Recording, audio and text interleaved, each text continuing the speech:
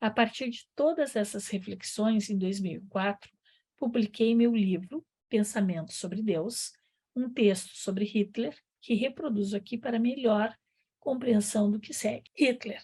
Alguns o veem como um monstro, como se algum dia tivesse existido alguém que pudesse ser chamado assim. Vejo-o como um ser humano igual a mim, como pai, mãe e um destino especial. Seria você maior por causa disso ou menor? Seria melhor ou pior? Se você for maior, também sou. Se você for melhor ou pior, também sou. Isso porque sou um ser humano como você. Se eu o respeitar, também me respeitarei. Se o odiar, também me odiarei.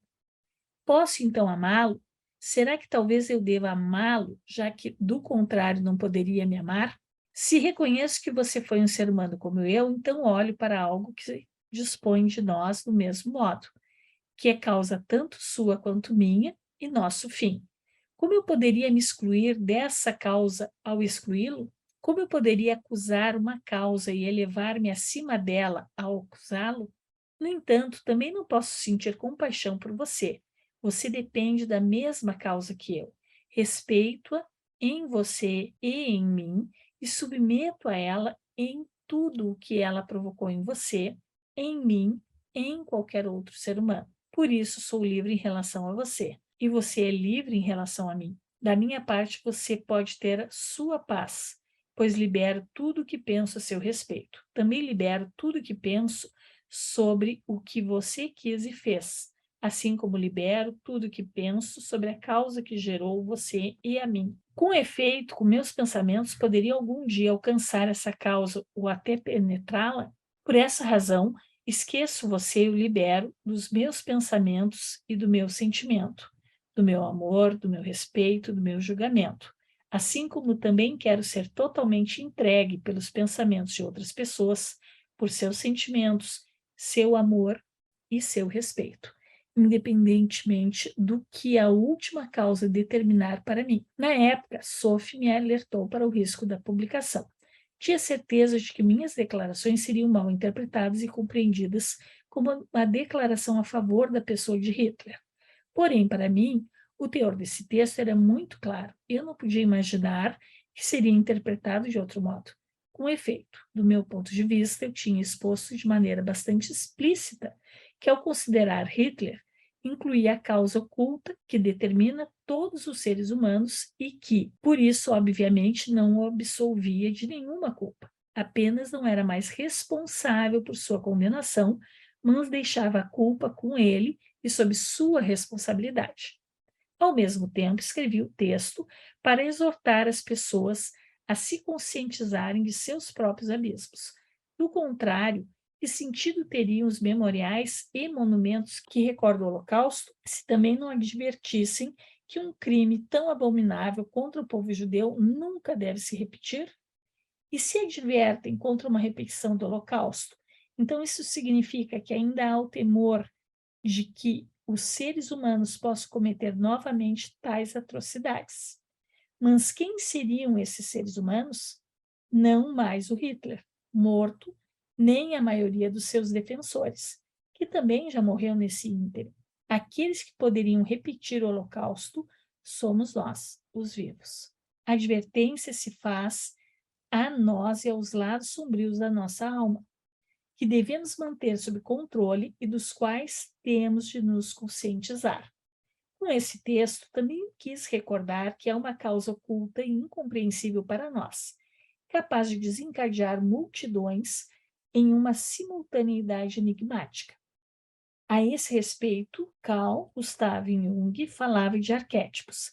Nesse sentido, é possível ler em sua obra Os Arquétipos e o Inconsciente Coletivo. A pessoa sob o domínio de um arquétipo pode ser acometida de qualquer mal. Se há 30 anos atrás alguém tivesse ousado predizer que o desenvolvimento psicológico tendia para uma nova perseguição dos judeus, como na Idade Média, que a Europa estremeceria de novo diante do fácil romano e do avanço das legiões, que o povo conheceria de novo a saudação romana, como há 2000 anos atrás, e que, em lugar da cruz cristã, uma suástica arcaica, atrairia milhões de guerreiros prontos para morrer, tal pessoa seria acusada de ser um místico louco. Consideramos agora nosso mundo. Após o fim do Terceiro Reich, teria havido algum momento, ainda que breve, em que os povos ou tribos não estivessem envolvidos em um genocídio ou uma guerra absurda em algum lugar do mundo?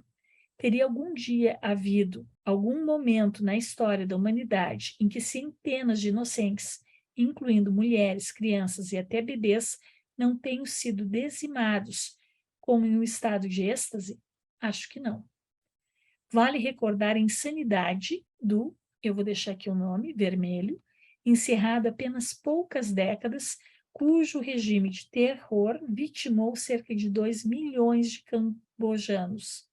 Com este texto também quis lembrar essas dinâmicas assustadoras, que arrastam consigo milhares de pessoas e das quais temos de nos precaver. Quase simultaneamente à publicação do livro, mudei-me com Sophie para residência temporária. Havíamos comprado uma casa eu vou deixar aqui o nome, no distrito de, cuja reforma não estaria concluída até a planejada data da mudança. Em vão tentamos, por meio ano, alugar um apartamento. Por fim, o técnico encarregado da obra em nossa casa encontrou uma solução. Anos antes, ele havia comprado o prédio no qual, durante o Terceiro Reich, havia sido instalada a pequena chancelaria do Reich. Ela era utilizada quando Hitler se hospedava em sua residência de férias em uma casa que pertencia à sua companheira Eva Braun. E aqui tem um apêndice que fala o seguinte: nome como era conhecida a residência de Hitler em, que é a nota do tradutor. Também havia um escritório principal no qual Hitler trabalhava com seus correligionários, porém no Vale, no bairro de e aí um monte de nome, né?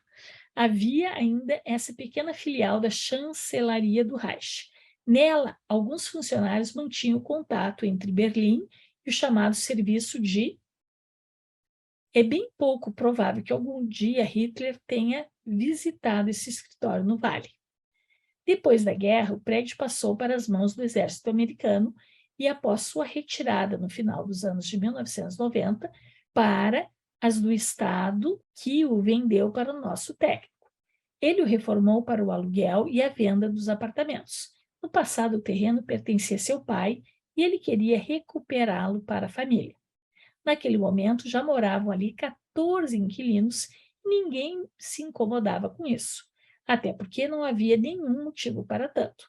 No prédio havia um apartamento vago de 190 metros quadrados, que naquela região dificilmente seria alugado em razão de seu tamanho.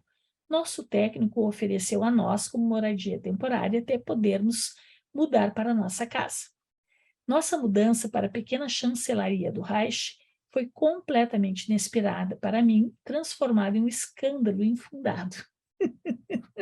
Olha como as coisas podem ser distorcidas e, ao mesmo tempo, o processo de ressonância e simultaneidade atua. Como que o Bert escreveu um texto sobre Hitler e vai morar numa casa que era da chancelaria do Reich. O programa televisivo, e eu vou deixar aqui o nome do programa, me filmou saindo da casa e construiu uma ligação minha com Hitler. 3 funcionários do jornal TASS tocaram nossa campainha insistindo para que eu lhes concedesse uma entrevista e uma resposta. Quando recusei, reclamaram dizendo que não os deixei entrar em nossa casa. Ao seu artigo deram o maldoso título de O Quartel-General do Psicoguru. Olha como as coisas foram bem difíceis e controversas para o Bert. O ensejo para essas difamações foi o meu texto sobre Hitler em meu livro Pensamentos sobre Deus. Já antes da mudança para essa morada transitória, o jornalista Colin, e eu vou deixar o sobrenome aqui, lançou uma campanha contra mim que me aproximava da ideologia do nacionalsocialismo. Anteriormente, com seu livro Dalai Lama, Queda de um Rei Deus, Goldner já havia realizado um extenso trabalho sobre o líder espiritual dos tibetanos. Depois que a revista austríaca, e eu também vou deixar aqui o nome dela, fizeram uma dura crítica ao livro, Goldner abriu 3 processos contra a revista. Em 2002, todos foram recusados em última instância. Depois do Dalai Lama, fui sua próxima vítima. Com isso, eu estava em boa companhia. Em um artigo para a revista, e eu vou deixar aqui também o nome, Caderno 6 de 2004, chegou a apelar para linhas de raciocínio grosseiras a fim de construir uma ligação entre mim e Hitler.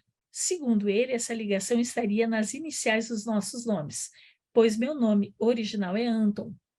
Portanto, Anton Hellinger, Adolf Hitler, ambos AH. Entre outros ataques à minha pessoa, feitos pela mídia impressa, frases isoladas de meu texto sobre Hitler também foram retirados do contexto e citados para me difamar como próximo do nacionalsocialismo e da pessoa de Hitler. No entanto, qual a razão para esses ataques difamatórios e cheios de ódio contra mim, movidos por um desejo de destruição, cujo efeito alcança os jornais atuais? A principal alegação é o fato de eu reconhecer também os assassinos como seres humanos iguais a mim. No entanto, ainda havia uma pergunta a ser feita. Entre os jornalistas que se manifestaram, embora nenhum me conhecesse nem tivesse frequentado algum dos meus seminários, teria algum deles feito algum dia uma pesquisa sobre mim? Será que um único deles chegou a ler minhas declarações em sua totalidade, em vez de pensar frases isoladas e interpretá-las no contexto que lhe era mais conveniente? Ou seriam todos apenas enviados especiais ao arquivo da redação? Como ironicamente se diz no jargão jornalístico alemão? Com este efeito, se algum deles tivesse se dado ao trabalho de fazer uma pesquisa, teria descoberto que me opus ao nacionalsocialismo e que, se a guerra tivesse tido outro desfecho, provavelmente eu teria acabado em um campo de concentração ou até ter sido condenado à morte.